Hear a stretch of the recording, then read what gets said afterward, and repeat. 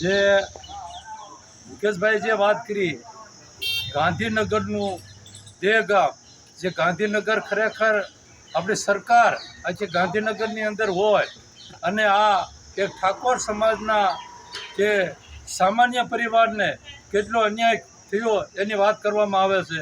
તો જે બેન ઊભા છે એમના પતિ, જ્યારે એમની પાસે જે ભૂમાફિયાઓએ 2 વીઘાનો 2 વીઘાના નામે 2 વીઘાની બકાભાઈએ હા પાડેલી, એના નામે બકાભાઈને છેતરપિંડી કરીને 14 વીઘાનો જે ખોટો દસ્તાવેજ કરી અને જે જમીન ફસાવી પાડવામાં આવી છે. તો એનો ખરેખર આ બેન એની પાસે ન્યાય માંગે છે. અમે પણ તમામ એમની હારે છીએ. ખરેખર આ જમીન તરફ પરત આ બેનને પરત મળવી જોઈએ. અને આ લોકો જે ભૂમાફિયાઓ છે આવી આ બેન હારે ને આવે તો અનેક કાર્ય આ ભૂમાફિયાઓ છેતરપિંડી કરતા હશે.